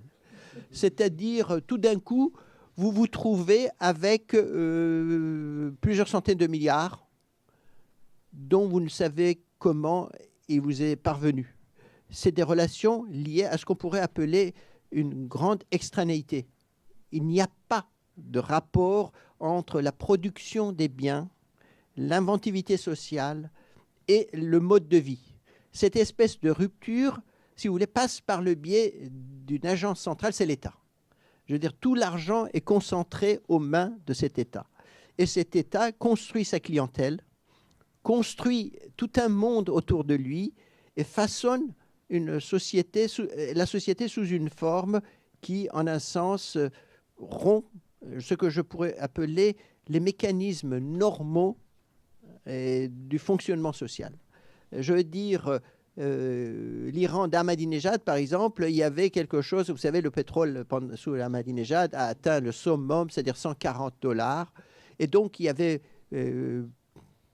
vraisemblablement plus de 150 milliards de dollars chaque année qui tombaient dans l'escarcelle de cet État, qui s'en servait en quelque sorte d'abord pour préserver son hégémonie, pour acheter une partie de la société et pour, en un sens, réprimer une autre partie. Ça, c'est l'une des dimensions, si vous voulez, qu'on ne retrouve pas, par exemple, en France. On ne retrouve pas dans d'autres sociétés. Les sociétés rentières sont des sociétés où l'extranéité État-société est fondée sur des ressources dont la société, au sujet desquelles la société ne joue aucun rôle. Ça, c'est un point. Le second point, c'est que effectivement, cet État aussi reflète une part, dirais-je, une part de l'action sociale. Cet État n'est pas n'importe quel État. Il n'est pas un État colonial. Ce n'est pas un État qui soit catapulté de l'extérieur, c'est vrai. Mais en même temps, c'est un État, si vous voulez, qui sait réprimer de manière efficace. Et c'est ça son côté aussi, dirais-je, pervers. Si on compare le mouvement vert en Iran et ce qui s'est passé, mettons, en Syrie, entre 2012 et 2014, et 2015 évidemment, pour ne pas citer 2016, où c'est vraiment, depuis 2013, c'est quand même la guerre civile, eh bien, la société syrienne, si vous voulez, c'est une société où Bachar el-Assad ne savait que tuer. Il ne savait pas réprimer modérément, doucement, avec mesure. Eh bien, la société iranienne est une société où l'État, ne serait-ce qu'en relation avec cette société, c'est jauger la répression sous une forme progressive. Par exemple, le mouvement vert s'est produit. Il y a eu, d'après les estimations dont nous disposons, entre 100 et 150 morts, ce qui est 100 ou 150 morts de trop. Il y a eu aux alentours de 4000 à 4500 torturés, ce qui est 4500 de trop. Mais compte tenu de la situation, si on compare l'Iran et la Syrie, vous savez, l'Iran a plus de double de la population syrienne, compte tenu de la répression massive qui s'est vraiment abattue sur la société syrienne par Assad, le régime d'Assad, on peut dire qu'en Iran, ils ont su manier l'arme de la torture et l'arme de la répression avec un doigté qui montre aussi comment la société les limite dans l'exercice de cette répression et de cette violence. Donc, il y a un jeu pervers où la société a aussi son mot à dire, mais où la dimension victimaire de la société, me semble-t-il, est plus importante en raison même de cette rente qui donne des pouvoirs démesurés à cet État qui a bénéficié quand même pendant les 10 premières années de son existence de ce qu'on pourrait appeler d'une légitimité révolutionnaire et qui s'est consolidé aussi par la suite à partir des mécanismes qui relèvent de la répression, mais aussi de ce qu'on pourrait appeler l'émigration. Il y a aux alentours de 3 millions d'Iraniens qui ont quitté l'Iran. C'est quand même, même maintenant, si on compare à la population, c'est aux alentours de 4 à 5% de la population. Et donc, ce sont des gens qui ont quitté. Le mouvement vert, avec sa répression, a fait qu'une bonne partie de ses acteurs de base ont quitté l'Iran. Et donc, pendant une certaine période, l'Iran n'aura pas de mouvement social jusqu'à ce qu'il y ait une nouvelle génération qui s'affirme, se manifeste, et que le pouvoir aussi montre des signes de crise. Je veux dire, cette dialectique entre État et société, à mon sens, n'est pas terminée. Personne ne peut en prédire l'issue, mais ce dont je peux être quasiment sûr, c'est que cet État ne parviendra pas à tuer dans l'œuf la créativité sociale. D'ailleurs, sur le plan culturel, le cinéma iranien, la littérature iranienne, l'art iranien ont montré... D'ailleurs, les femmes, regardez, les romanciers iraniens, actuellement, ceux qui sont les plus nombreux et qui ont le vent en poupe, sont des romancières. Pour ce qui est des femmes, il y a d'ailleurs un ouvrage d'une de mes ex-étudiantes qui vient d'être publié, qui est sa thèse, et qui montre comment ce mouvement des femmes, ce qu'on appelle 1 million de signatures, a eu quand même une dynamique très importante, malgré sa crise. Et par conséquent, ces phénomènes-là, cet État qui aimerait bien s'en débarrasser n'y parviendra pas. Et donc, c'est là où, je dirais, il y a la possibilité de l'affirmation de soi, au moins d'une partie de cette société civile. Merci. Est-ce qu'il y a d'autres questions? Oui, bonjour. Donc merci pour cet exposé. Vous êtes passé un peu rapidement sur la décennie Ahmadinejad, donc du coup j'aurais quelques questions. Alors comment Ahmadinejad était-il réellement perçu par la société civile iranienne, religieuse et plutôt progressiste? Je parle notamment des jeunes. Et surtout, est-ce qu'on le regrette maintenant, puisqu'il y a toujours un décalage entre la période où le président est au pouvoir et une dizaine d'années après, on a une certaine nostalgie. Et a-t-il des chances de revenir maintenant avec l'ouverture de l'Iran à l'international? Enfin, j'aurais une deuxième question, notamment sur le rôle d'un acteur majeur dans la région, c'est l'Arabie Saoudite. Quel rôle de l'Arabie Saoudite a joué dans la révolution iranienne? Et est-ce que la société civile iranienne le perçoit vraiment comme une menace principale? Oui, au moins pour la première partie de la question, parce que la géopolitique, je ne connais pas grand-chose. Mais la première question, c'est comment la société iranienne a perçu Ahmadinejad et de quelle manière elle a rompu quelques années après avec son héritage. Moi, je pense que le discours d'Ahmadinejad a fasciné une partie de la société iranienne parce que c'était un discours, je ne veux pas faire des comparaisons, mais contre l'injustice, pour un équilibre social, pour le retour de la morale, donc un certain nombre de thématiques qui ont été abordées par Ahmadinejad, mais je pense que le phénomène le plus important dans son premier mandat, c'est qu'il se trouvait dans le deuxième tour contre Rafsanjani. Rafsanjani qui avait perdu à l'époque de sa légitimité en raison de la corruption de son entourage, de lui-même. Donc, je pense que la société, au moins une partie de la société, c'est vrai ce qu'on disait tout à l'heure, l'Iran, c'est pas que Téhéran. Donc, les gens qui votent, il n'y a pas que des habitants de Téhéran qui votent dans les élections. Mais dans la première partie, donc, il a réussi quand même à mobiliser une partie de la société. Mais ce qui s'est passé, donc, il était victime de son propre discours. Donc, il n'a pas pu faire grand-chose. Et puis, son entourage a montré quand même l'exemple le plus flagrant de la corruption. Donc, voilà. Donc, c'est... il faut se dire, c'est depuis quelques années, la plupart de ces conseillers sont condamnés avec des condamnations assez importantes dans les corruptions, dans les domaines économiques. Voilà. Donc, moi, dans la première partie, oui, mais dans la deuxième partie, je pense que le mouvement vert a montré quand même la limite de discours d'Ahmadinejad, et puis la répression de mouvement vert était aussi une façon de ne pas reconnaître la société civile qui voulait rompre aussi avec le discours d'Ahmadinejad, qui était un discours à la fois sur le parti économique, un discours un peu mobilisant la classe populaire, mais de l'autre côté, un discours contre le monde entier. Donc, je pense que voilà, c'est pour la première partie de la question. Je vais essayer de vous répondre pour la deuxième partie sur la rivalité entre l'Iran et l'Arabie Saoudite. Cette rivalité date en histoire du retrait britannique du Golfe Persique de 1968 à 1970. À partir de ce moment-là, les États-Unis décident de s'appuyer sur l'Iran. Et c'est de cette décision, la politique des deux piliers, Twin Pillar Policy de M. Nixon, du président américain, que naît en fait cette rivalité entre l'Iran et l'Arabie saoudite. À l'époque du régime impérial, cette rivalité est surtout pétrolière parce que ce sont deux monarchies. Il n'y a pas de dimension religieuse dans la politique extérieure de la monarchie, moins en tout cas qu'aujourd'hui.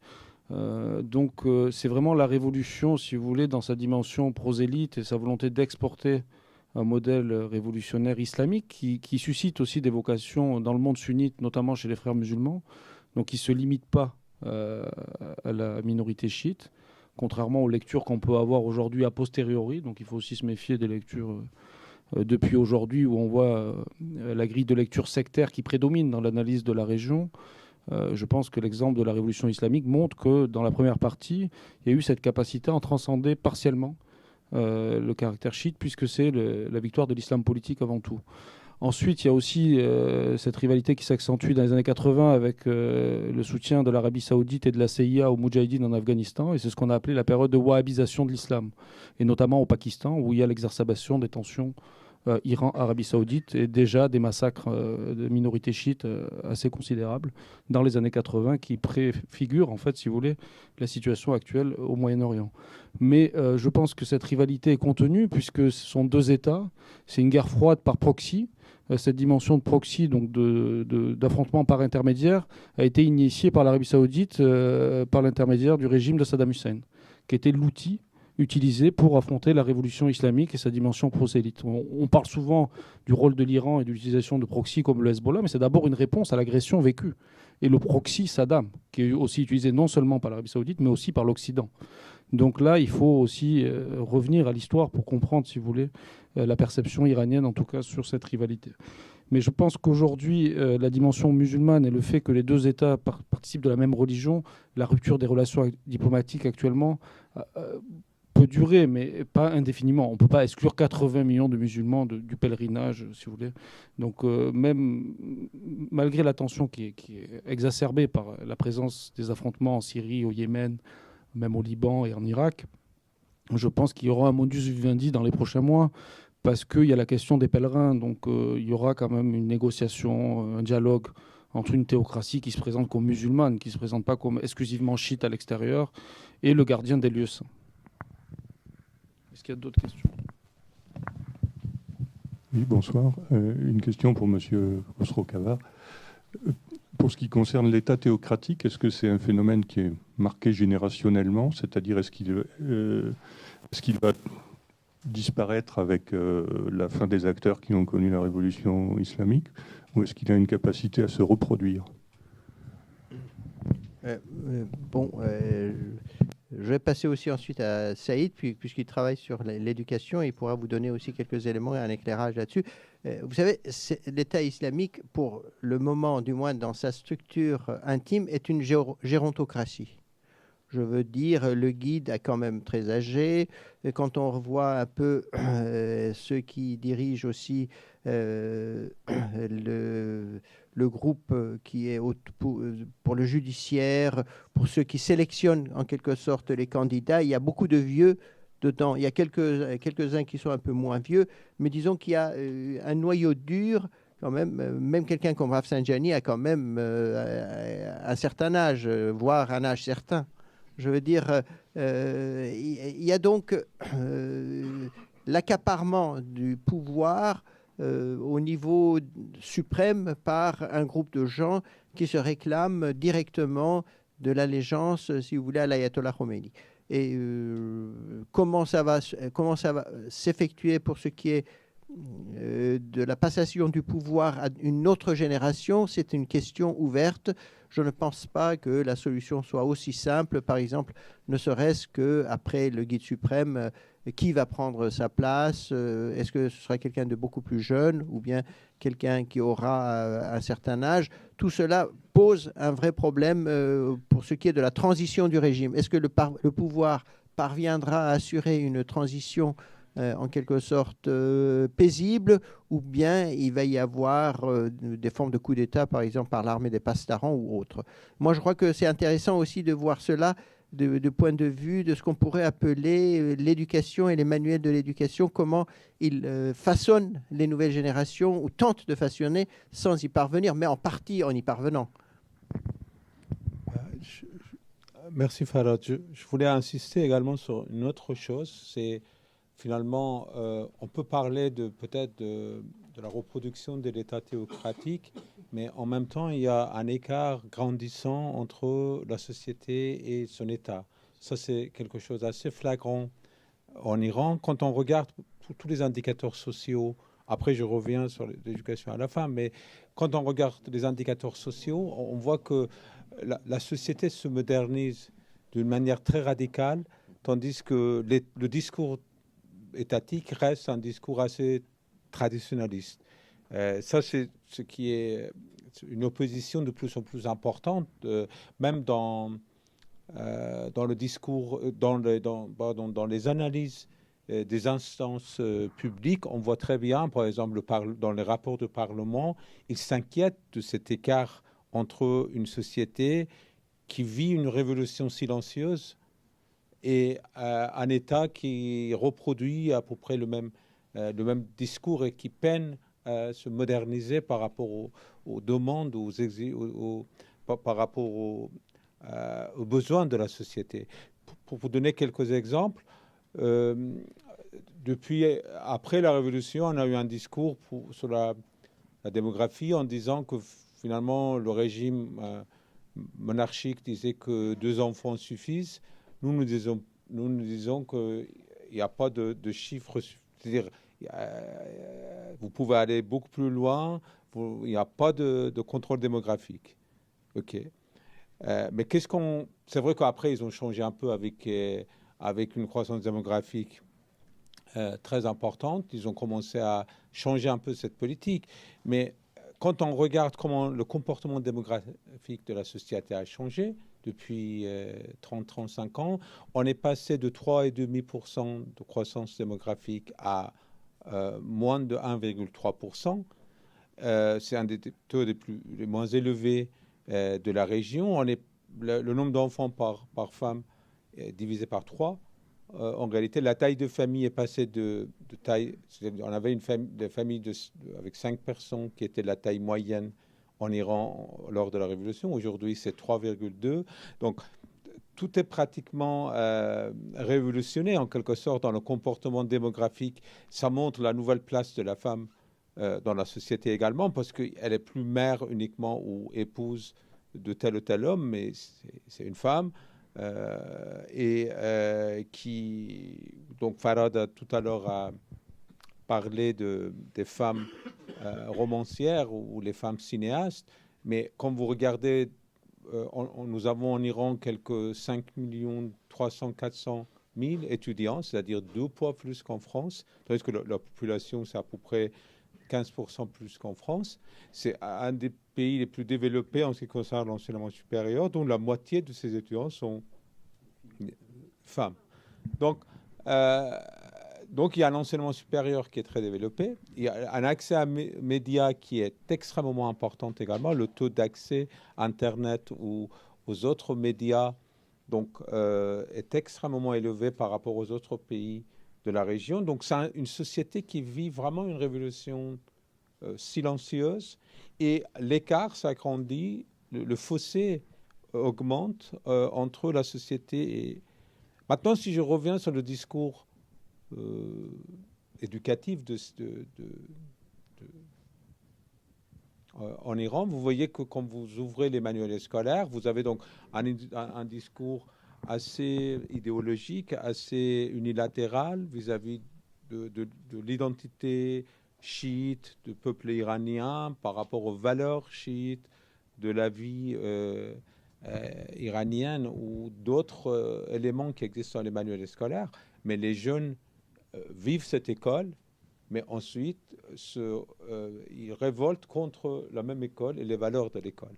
Autrement dit, donc, on a un écart vraiment très important. Ce que Farad disait, le jeu entre la société et l'État, en quelque sorte, même parmi, on voit même dans son ouvrage avec Amir Nikhaïn, Nikbey, pardon, qui s'appelle « Avoir 20 ans dans les pays de Ayatollah », on voit très bien comment même parmi les jeunes qui appartiennent aux couches traditionnelles de la société, dans une ville très traditionnaliste, qui est une ville qui représente le symbole de pouvoir chiite, en Iran, finalement, les jeunes sont parfois traditionnalistes dans la forme, mais modernes dans leur contenu et de leur façon de voir des choses, parfois. C'est ça l'écart, et cet écart, bien sûr, c'est assez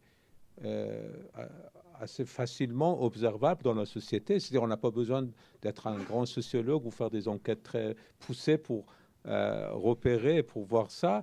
Mais maintenant, cet écart inquiète de plus en plus les instances, les institutions. Moi, je voyais récemment un rapport qui a été ensuite retiré du site du Parlement iranien qui disait que finalement, toute la pression pour le voile dans les rues, finalement, se retourne contre nous.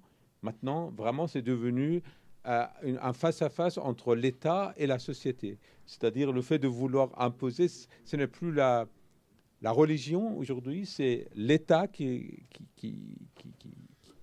porte ce discours et la société qui ne veut pas accepter une vie imposée par l'État.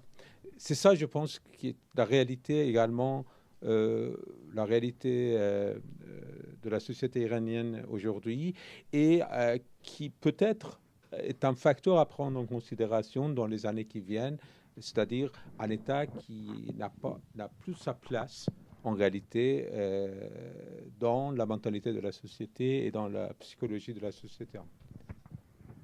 Merci. D'autres questions?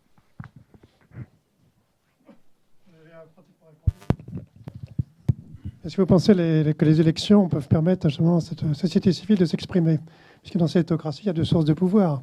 Il y a la source de pouvoir qui sont les élections, et puis il y a l'arbitraire, la décision finale qui appartient au guide suprême. Mais en fait, il y a aussi un jeu de chat et de la souris, parce qu'on l'a vu en 2009, pour les élections, là, c'est Ahmadinejad qui est resté. Et au contraire, en 2014, ça a été l'inverse. Et donc ma question, c'est est-ce qu'à travers les élections, il peut y avoir une expression fluide qui suppose en symétrie un recul de l'aspect le plus théocratique de cette théocratie? Je crois que c'est une question qui nous intéresse tous, donc je crois que chacun aura son mot à apporter. Pour moi, si vous voulez, d'abord, les élections importantes en Iran sont l'occasion de la création quasiment ex nihilo, en quelque sorte, de mouvements sociaux. Je veux dire, l'élection de Khatami, par exemple, en 1997, ensuite 2009, ensuite avec l'élection du président actuel, on voit très bien Rouhani. Les élections sont l'une des occasions rares où la société peut s'exprimer, ne serait-ce qu'en soutenant des candidats. Vous savez, il y a eu 3000 candidats réformateurs qui se sont présentés, et il y en a 30 qui ont obtenu jusqu'à présent, du moins, le blanc-seing de ce qu'on appelle le conseil de surveillance. Ils vont augmenter leur nombre, j'en suis persuadé, mais c'est de toutes les façons, c'est à ce niveau-là qu'il y a, si vous voulez, il y a une élimination illégitime des candidats qui pourraient être le porte-parole en partie de ce qu'on pourrait appeler des revendications sociales. Donc il y a une élimination à ce niveau-là. Mais ce jeu est un jeu, si vous voulez, à double sens. Ça peut être interprété comme étant l'expression d'une société qui ne veut pas accepter une abdication totale devant un pouvoir qui est quand même de nature théocratique et qui se donne sa légitimité moins en relation avec l'approbation sociale, avec l'acquiescement social qu'avec ce qu'on pourrait appeler la bénédiction de Dieu. Mais d'un autre côté, on peut dire que cette opposition, toujours minoritaire, sert aussi à légitimer un pouvoir dont on peut penser qu'il s'en sert aussi pour s'affirmer au sein de la société. Moi, je crois que cette dialectique est plus fine, en un sens. Et il va y avoir un moment, vraisemblablement, dans un avenir indéterminé, où la vigilance de ce pouvoir sera peut-être, en un sens, prise à défaut. Et c'est là où la société peut faire irruption. Évidemment, ce moment-là, personne ne peut en prévoir, si vous voulez, la date exacte. Mais cela montre qu'il y a une vitalité sociale par le bas et que cette vitalité sociale s'exprime par les moyens dont il dispose et que ces moyens sont, il est vrai, souvent dérisoires. Oui, juste pour compléter un ou deux éléments, ce qu'on observe, c'est qu'il y a beaucoup de candidats aux élections pour passer ce fil du Conseil des gardiens de la Constitution. Donc c'est quand même un système dynamique qui continue à attirer. Donc ça, c'est un point important. Il n'y a pas une baisse du nombre de candidats. Ensuite, ce qu'on observe, c'est cette volonté de faire participer la population. C'est-à-dire qu'on va organiser un jeu électoral imprévisible. Et c'est ça l'astuce, je pense, l'intelligence du système. C'est à défaut d'être complètement libre et démocratique, dans le sens où ce ne sont que des islamistes qui vont participer. Il n'y aura pas de communistes, par exemple, ou de gens qui contestent l'existence de Dieu dans les élections. Donc c'est un jeu électoral relativement fermé. Mais en le rendant imprévisible, on suscite l'intérêt de la population. Et ça, je pense que c'est une des intelligences de ce système qui permet d'éviter, dans la majorité des cas, même si en 2009 ça s'est produit, l'irruption de la société qui était mentionnée préalablement. Parce qu'en rendant imprévisible, ça la permet de canaliser des mécontentements potentiels et d'intégrer les mécontentements dans l'État. Et c'est pour ça que c'est un système vraiment inclusif, en un sens, puisqu'il n'est pas comme une pétromonarchie du Golfe, par exemple, où il y a l'héritage, le fils succède au père. Là, il y a quand même de la politique par le bas aussi. Il y a des conseils de quartier, il y a des mairies, il y a une politique au niveau local. Donc il y a une capacité à intégrer les problèmes de la population, notamment la vie quotidienne. Il y a une liberté aussi de parole sur des problèmes locaux, culturels ou ceux qui nous paraissent secondaires. Hein. Il n'y a pas des discussions sur les grandes orientations du système, mais on peut exprimer certains mécontentements dans certaines limites à l'intérieur du système. Et c'est pour ça qu'il y a une capacité dynamique. Aussi, ce qu'on observe, c'est qu'à chaque alternance, on a le retour des anciens. C'est-à-dire qu'on a eu la période Ahmadinejad, on a remplacé par exemple l'ensemble des responsables du ministère du pétrole. Et là, avec le retour du président Rouhani en 2013, on a le retour des anciens de l'époque de Ratami. On a le même ministre du pétrole qu'à l'époque. Donc ils sont compétents, ils sont déjà opérationnels. Donc ils sont en réserve. Ils ont passé quelques années, par exemple, à l'université. Ils sont en retrait pendant quelques temps et ils reviennent. Donc il y a quand même une évolution du personnel politique. Donc une certaine forme d'intégration d'une alternance et de la possibilité d'avoir une autre interprétation de la révolution. Mais je ne pense pas qu'il y ait je posais plusieurs fois la question sur la sortie de la révolution. Je crois qu'on reste dans le cadre de la révolution islamique, parce que même le président Rouhani, il est là parce qu'il y a cette crainte du système sur un écart plus grand avec la société. Lui, il est là pour rapprocher la société et l'État. C'est sa fonction, en prenant en considération dans sa campagne électorale les préoccupations de la population. Parce qu'ils ont, si vous voulez, la capacité à comprendre leur société. Même s'il y a une tension, ils savent d'où viennent les mécontentements et comment les canaliser. Donc moi j'appelle ça une pétrothéocratie participative. En même temps, on a l'argent du pétrole pour éteindre tout mécontentement. On a la transcendance, c'est-à-dire qu'on a un régime quand même avec une légitimité religieuse. Donc dans une société, même s'il y a une religiosité populaire qu'il faut distinguer de la religion officielle, c'est un facteur quand même mobilisateur. Et enfin, on fait participer la population par des élections imprévisibles. Je voulais peut-être ajouter un point tout en étant d'accord avec ces deux analyses, pour dire que finalement l'opposition également est coincée, aussi bien l'opposition tolérée que l'opposition qui est non tolérée et illégale. Finalement, les deux oppositions sont un peu coincées parce que finalement, à chaque fois qu'on ne participe pas aux élections, où on dit voilà, donc il y a pas assez, les élections ne sont pas assez libres, donc on ne participe pas, on ne prend pas part. Mais en réalité, les conservateurs gagnent et on n'a pas les moyens pour pouvoir mobiliser la société contre l'État. Parce qu'à chaque fois, quand il y a une élection, c'est une occasion pour l'expression populaire. C'est-à-dire, à chaque fois que, par exemple, le mouvement vert, si on participe, il y avait un débat entre les intellectuels. Est-ce que, lors des dernières élections, est-ce qu'il fallait finalement présenter un candidat ou soutenir un candidat ou finalement dire que les élections ne sont pas assez libres, on ne prend pas part. Voilà, donc c'est pas pour nous, c'est un jeu qui sert plutôt à légitimer le système. Mais en réalité, le mouvement vert a été né voilà, lorsque les gens sont allés voter. Parce que finalement, on est dans un impasse. On est dans un impasse politique. Avant une révolte ou avant un changement radical à l'intérieur du système, avant peut-être un miracle, parce qu'on est dans un régime théocratique quand même. Donc on peut maintenant se permettre de parler des... voilà. Donc avant vraiment d'un miracle, on est dans un jeu très... je compare avec l'Amérique latine, par exemple. Dans beaucoup de ces pays, quand il y avait les régimes militaires, l'opposition était capable de faire descendre 1 million, 2 millions de personnes dans les rues pour contester contre telle ou telle chose. Dans ce cadre, finalement, dire que je ne participe pas aux élections avait un sens parce que finalement, il y avait une opinion publique qui était mobilisée contre les élections. Et le problème est qu'en Iran, l'opposition est incapable. Elle est tellement affaiblie qu'elle est incapable de faire cette mobilisation contre une élection qui n'est pas assez libre pour réclamer une élection plus libre, plus ouverte.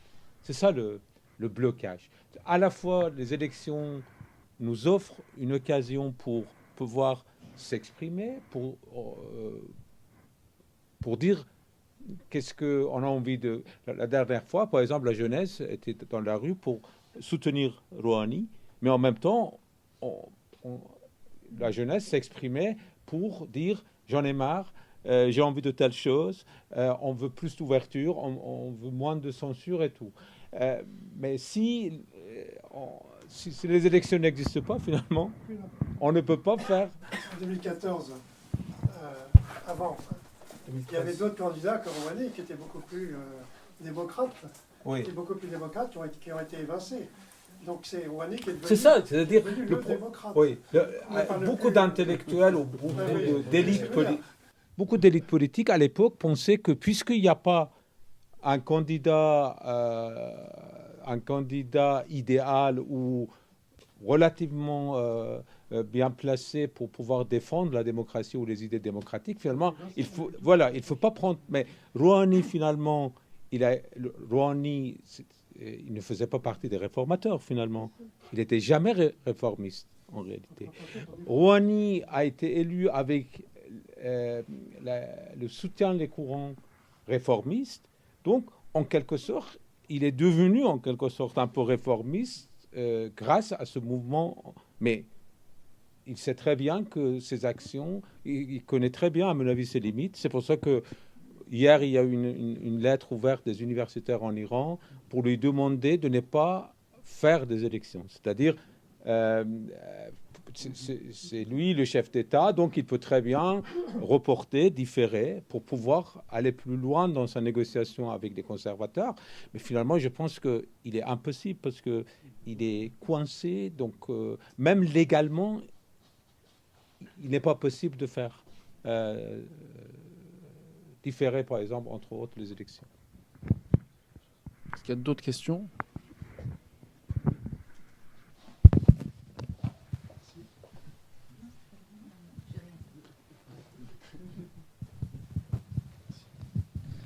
J'aurais une question sur le plan religieux.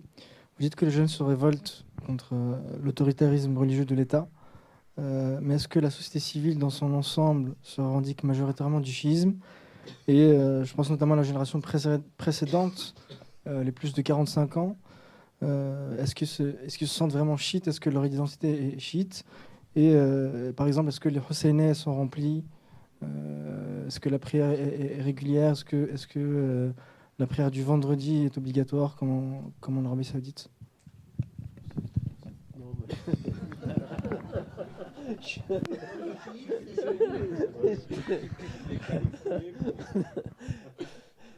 C'est pas si j'ai bien compris la question. Est-ce que la religiosité des jeunes continue ou non ? C'est ça ? Oui, je pense que ça prend des formes très différentes. Je pense que le rapport de la jeunesse à la religion est modifié aussi avec l'évolution de la société iranienne. Pour donner un exemple très caricatural, pendant la période des deuils chiites, donc les femmes, au lieu de mettre rouge à lèvres, ils avaient mis noir aux lèvres. Donc, pour montrer Voilà, non, mais je pense que c'est le modèle de la religion, et puis la religiosité des jeunes à Téhéran est différente de celle des grandes villes. Je ne pense pas qu'il y a la disparition de la religiosité des jeunes, mais de nouvelles formes de production de la religion qui est en lien avec l'évolution de la société. C'est ça le problème de l'État iranien, qui a un modèle classique de ce qui peut être défini comme le modèle musulman et qui est en rupture totale avec la religiosité des jeunes qui vivent dans la société.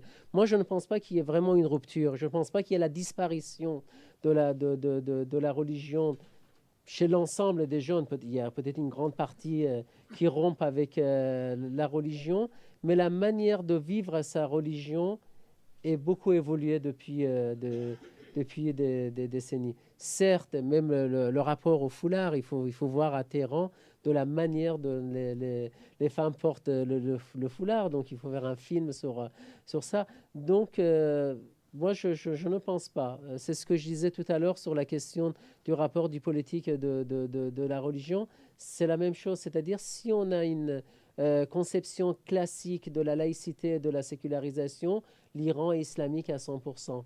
Mais si on essaye de comprendre quand même l'évolution de la société iranienne à travers ce qui se joue, ce qui se fait dans le quotidien, il y a une sécularisation par le bas. Il y a une sécularisation par le bas.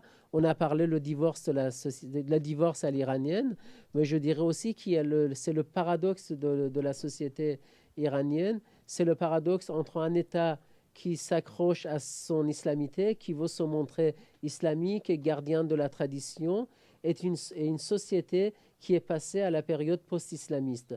Post-islamiste ne signifie pas rupture avec l'islam, mais une autre façon de vivre sa religion. C'est un peu ce que les intellectuels religieux ont essayé d'élaborer sur le plan intellectuel, et qu'on n'est pas obligé d'abandonner la religion pour faire une critique de l'islam politique. C'est-à-dire on peut rompre avec l'idéologie dominante de la République islamique, on peut rompre avec l'islam politique sans pour autant rompre avec notre religion. Voilà, c'est un peu comme ça que les intellectuels religieux ont élaboré. Voilà. Merci. Est-ce qu'il y a d'autres questions? Oui. Vous avez parlé de l'opposition et des opposants qui sont incapables. Je m'étonne un petit peu parce qu'il me semble qu'il y a beaucoup de leaders politiques qui sont en prison, des avocats, des journalistes, des blogueurs, et je m'étonne que vous n'ayez pas abordé cette question-là. Il me semble que la société civile n'a pas de tête, car on le sait bien que la crainte, et ils sont menacés, d'autres se sont exilés. J'ai dit qu'il y a une opposition qui est faible par rapport à son influence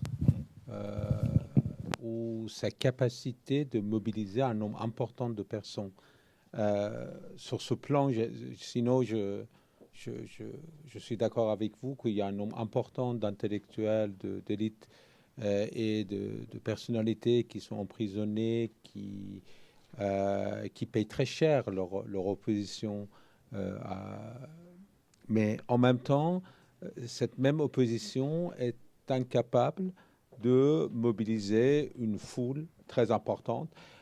On sait pourquoi. Je ne dis pas que finalement cette faiblesse est liée à la répression, mais également à tout ce qui est imposé à la société iranienne.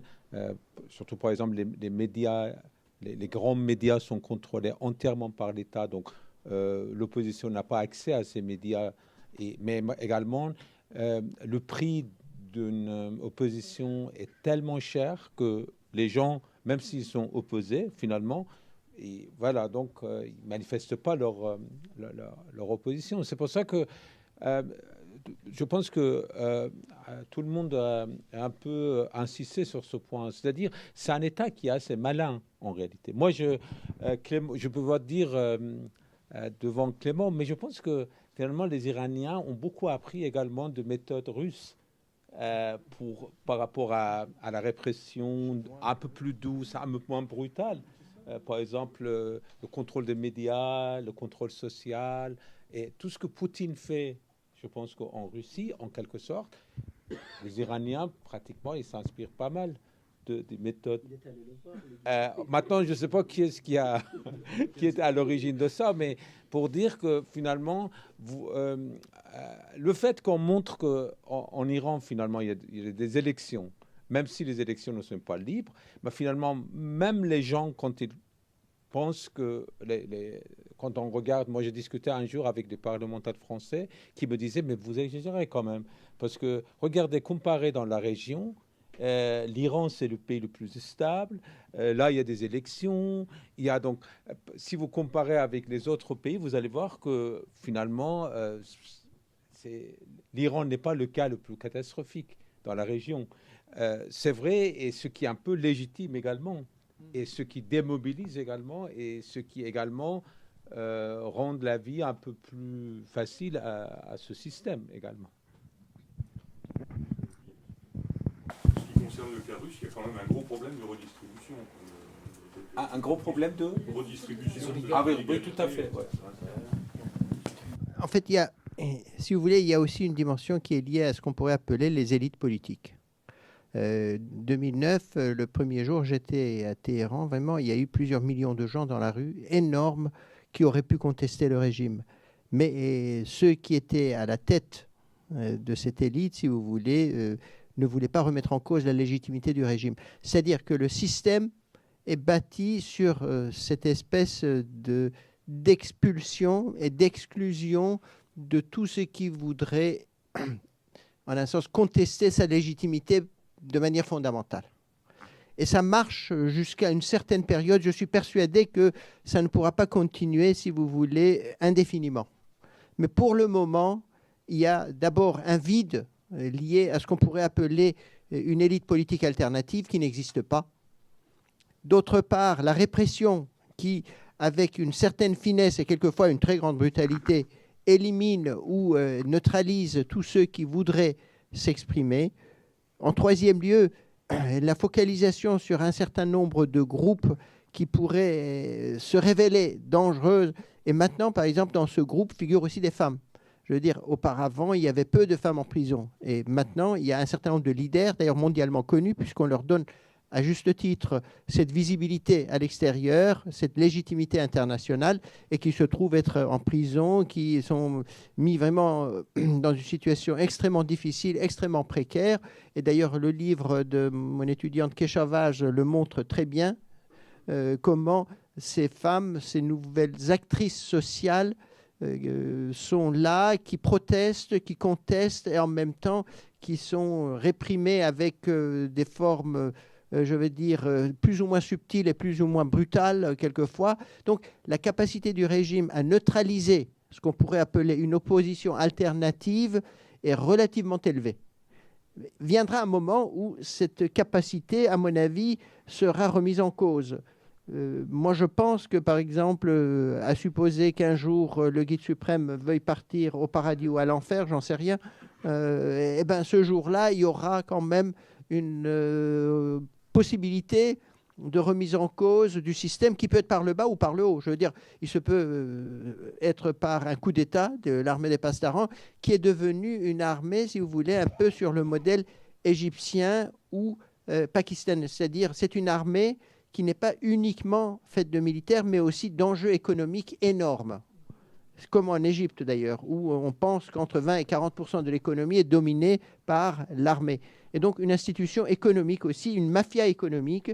Donc il est possible que le changement, la transition soit faite par un coup d'État par le haut, mais aussi par une contestation par le bas. C'est-à-dire que ce noyau dur de la société civile peut remettre en cause, si vous voulez, cette répartition du pouvoir qui fait que l'aspiration à une plus grande liberté, l'aspiration à un système plus ouvert soit constamment, en quelque sorte, découragée par l'emprise de ce système global sur la totalité sociale.